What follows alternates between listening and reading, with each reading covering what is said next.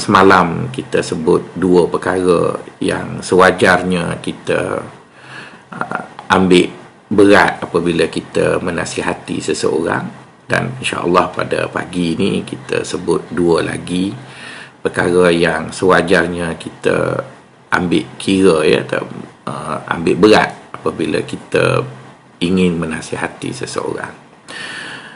Perkara yang pertama, ada sepotong firman Allah, dan firman ini datang dalam berbagai perkataan yang menggesa kita satu perkara, iaitu apabila kita berbicara dengan manusia, kita diminta supaya berbicara dengan perkataan yang elok. Allah berfirman dalam Al-Quran, wa qulu qawlan layyinan, dalam satu ayat, berkatalah kepada Fir'aun itu dengan kata-kata yang lembut. Dalam ayat yang lain Allah Ta'ala menyebut wa qulu qawlan hasana, berkatalah dengan kata-kata yang baik ataupun yang hasan, iaitu yang elok tadi. Dalam ayat yang lain Allah Ta'ala menyebut qawlan husna, iaitu kata-kata yang indah. Jadi sahabat-sahabat yang dikasihi sekalian, apabila kita ingin menasihati seseorang, kita mesti pandai, ya, memilih perkataan yang sesuai pada umur orang yang kita ingin nasihati, pada kesalahan yang dia gunakan. Maka sebab itulah saya mencadangkan kepada rakan-rakan ataupun sahabat-sahabat, jika ingin menasihati seseorang yang kita sayang tadi, gunalah bahasa kiasan itu lebih baik. Kadang-kadang orang akan terasa dengan apa yang kita kata, kerana pemilihan kata kita itu tidak sesuai. Masa saya belajar dulu, ya, sahabat-sahabat, saya selalu diberitahu oleh guru-guru saya, dan yang mendorong saya untuk membaca buku ini ialah Allahyarham Tuan Guru ni Abdul Aziz. Beliau mencadangkan supaya kami baca buku mengenai kisah binatang, tetapi kisah itu amat signifikan dengan manusia yang kita ketemui dalam hidup kita. Jadi buku itu dalam bahasa asal, tulisan asal buku itu dalam bahasa Parsi, kemudian sudah diterjemah oleh Abdullah bin Muqaffa ke dalam bahasa Arab, dan juga sudah terjemah ke dalam bahasa Melayu, ya, dan bahasa-bahasa yang lain. Buku itu ialah bertajuk Kalilah Wadimnah, iaitu cerita mengenai dua ekor serigala bertemu dengan macam-macam binatang yang lain, dan setiap binatang itu sebenarnya adalah mewakili watak manusia. Jadi oleh kerana itu, bila kita ingin menasihati seseorang, dan kita perlu sentiasa ingat makna nasihat itu ialah menyampaikan sesuatu yang baik kepada orang yang kita sayang dengan cara yang paling baik. Jadi pilihlah perkataan yang sesuai, pilihlah perkara-perkara yang menjadikan orang yang kita tegur tadi, mereka merasakan bahawa cukup selesa mendengar teguran yang kita lakukan. Kalau sahabat-sahabat membaca kitab tafsir, ya, ulama tafsir mentafsirkan dengan firman Allah tadi, aqulu linnasi husna, berkatalah kepada manusia itu ataupun berbicaralah dengan manusia itu bicara yang elok-elok. Jadi perkataan hasanan, husna pada bicara tadi, ulama tafsir menggariskannya ada 4 perkara yang menjadikan bicara itu elok, ya. Pertama ialah pemilihan kata yang sesuai. Yang kedua, intonasi yang munasabah dengan dengan perbicaraan itu. Yang ketiga ialah struktur ayat yang sesuai, dan yang keempatnya ialah makna yang ingin disampaikan juga adalah baik. Jadi seorang Muslim, ya, walaupun kita berhasrat untuk menyampaikan sesuatu yang baik, tapi baik yang yang ada pada kita, yang ingin kita sampai kepada manusia itu mestilah dibalut ataupun packagingnya mestilah baik, ya. Supaya baik yang dipackagekan dalam bentuk yang baik akan diterima baik oleh orang.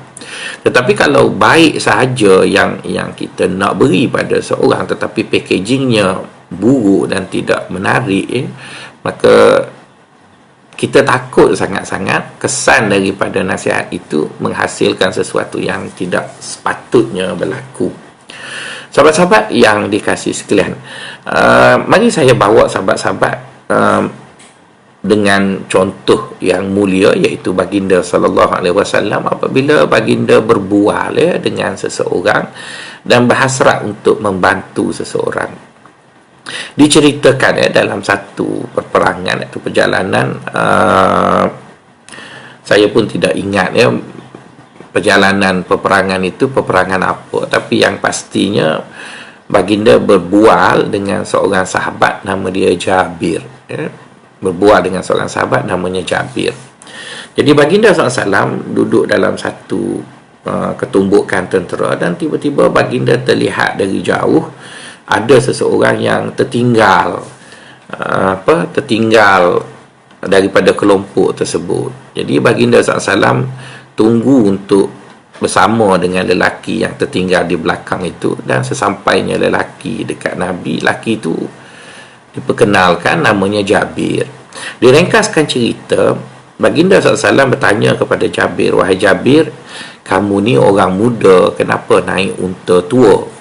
Jadi kalau sekarang kita rasa pelik, ya, seorang lelaki muda naik kereta buruk. Biasanya budak muda mestilah naik kereta sport.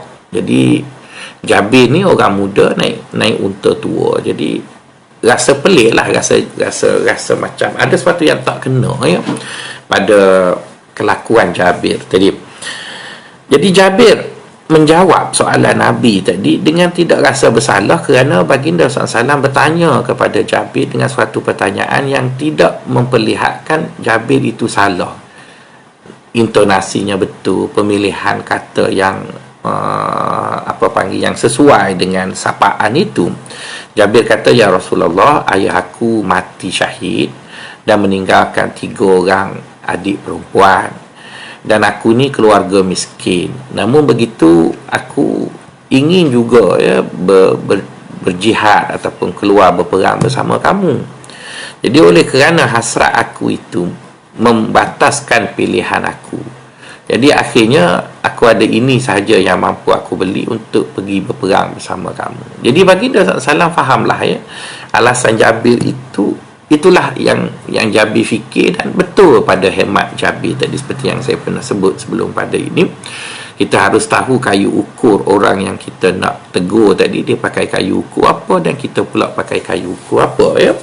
Kemudian Jabir berhasrat untuk baginda SAW berhasrat untuk mengetahui mengenai latar belakang Jabir dengan lebih mendalam, supaya baginda SAW dapat faham keputusan Jabir untuk memberi peralatan perang yang usang tadi, iaitu kuda yang tua, kemudian pedang yang tidak tajam tadi, ataupun pedang yang diperbuat daripada bahan yang tidak kuat tadi, tapi ingin berperang bersama dengan Rasulullah sallallahu alaihi wasallam.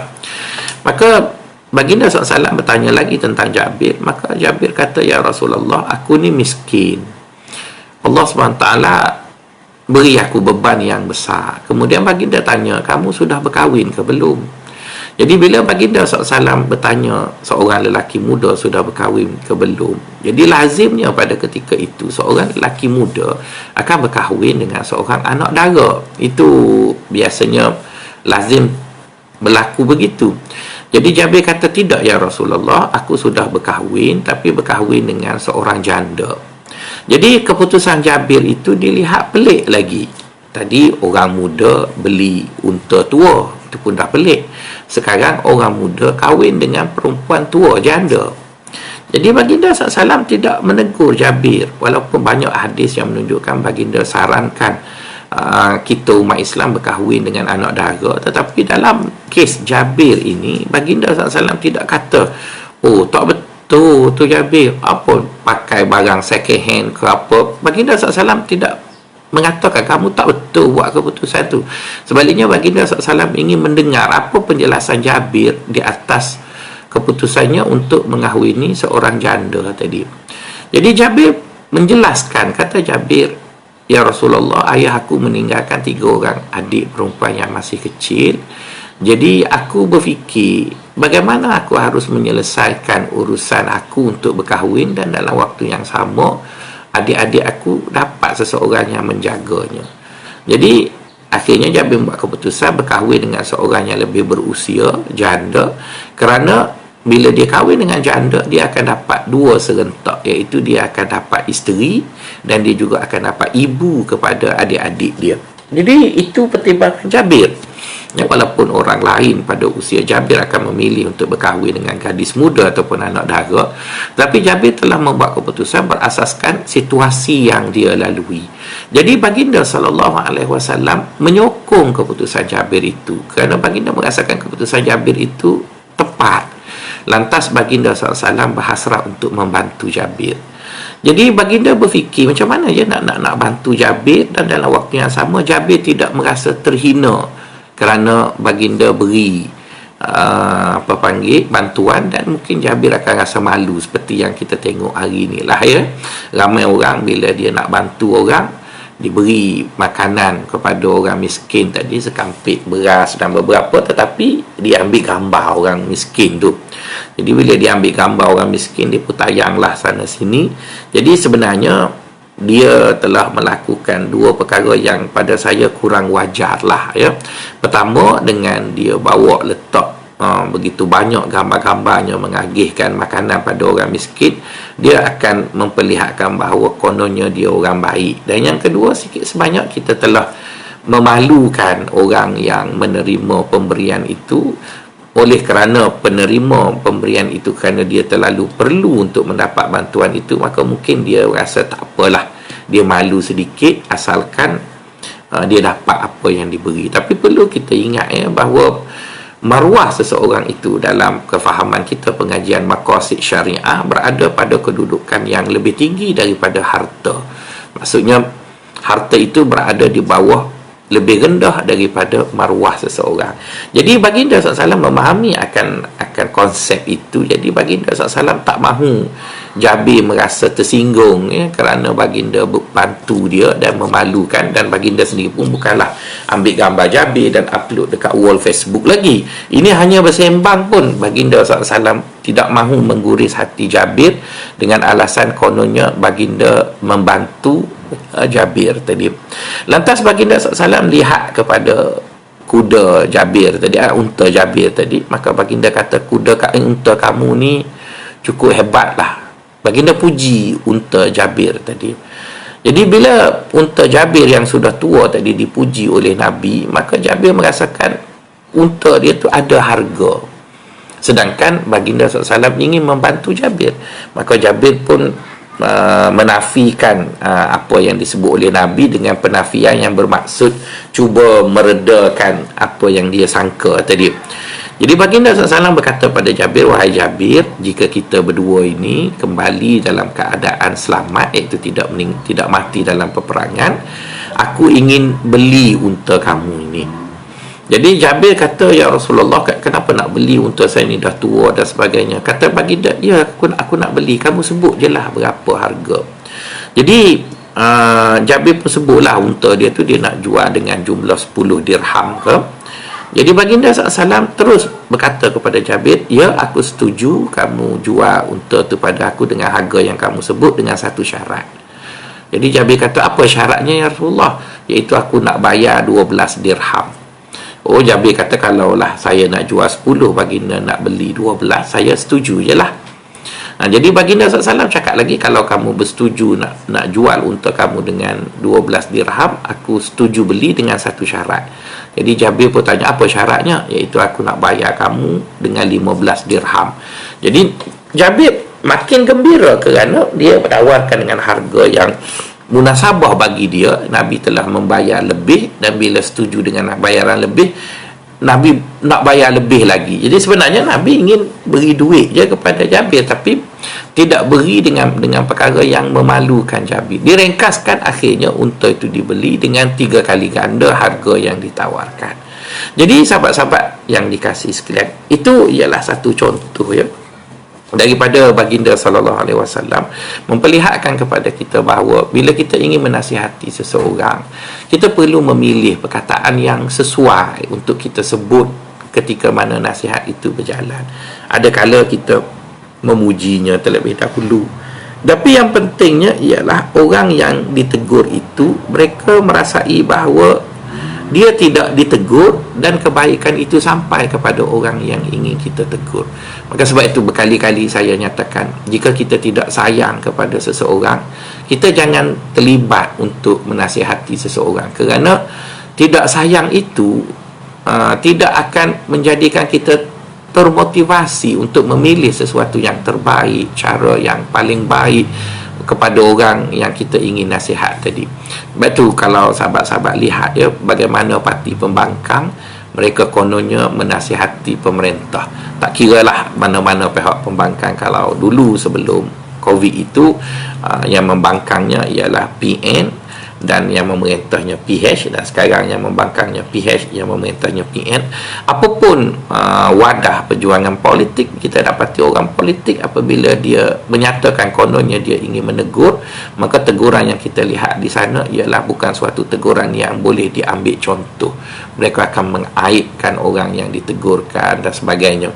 Jadi kita ambillah contoh baginda sallallahu alaihi wasallam. Jadi oleh kerana kita sayang kepada pasangan hidup kita, isteri ataupun suami, kita sayang kepada anak-anak kita, kita sayang kepada mak ayah kita, kita sayang kepada adik-beradik kita, kita sayang kepada kawan-kawan kita, kita sayang kepada pemimpin kita, kita sayang kepada tanah air kita ini, maka cubalah pastikan bahawa bila kita ingin menyebut sesuatu, ingin menegur seseorang di Facebook baik ataupun di Instagram, jangan terlalu ikut nafsu amarah. Ketika mana kita marah, jangan kita terlibat untuk menegur sesuatu, kerana menegur seseorang, kerana perkataan yang akan kita pilih ketika marah itu adalah perkataan-perkataan yang terlalu mengguris hati orang. Jadi kita tunggu keadaannya telah reda dan barulah kita fikir apa yang patut. Dan pada pengalaman saya lah ya, menegur dengan secara menyindir itu adalah suatu yang lebih baik dengan menggunakan suatu sindiran yang mengkiaskannya pada binatang ataupun pada sesuatu. Dan Allah SWT sendiri pun banyak menggunakan kiasan-kiasan seperti itu di dalam Al-Quran. Jadi saya rasa nampaknya kita sudah melepasi 15 minit.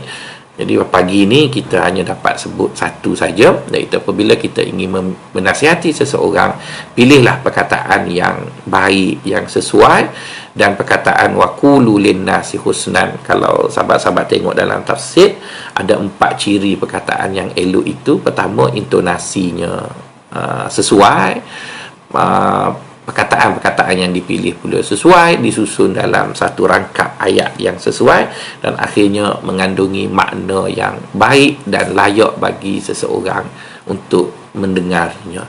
Saya rasa itu saja dapat saya kongsi dengan sahabat-sahabat pada pagi ini. InsyaAllah kita jumpa lagi pada pagi besok dengan siri yang lain untuk menyambung bagaimana memberi kebaikan kepada kawan-kawan kita ataupun orang yang kita sayang melalui nasihat. Saya doakan sahabat-sahabat semua berada dalam lindungan Allah, dan semoga kita dapat berbakti dalam hidup ini, dan akhirnya bila bertemu dengan Allah, kita akan diredai oleh Allah Subhanahu wa taala.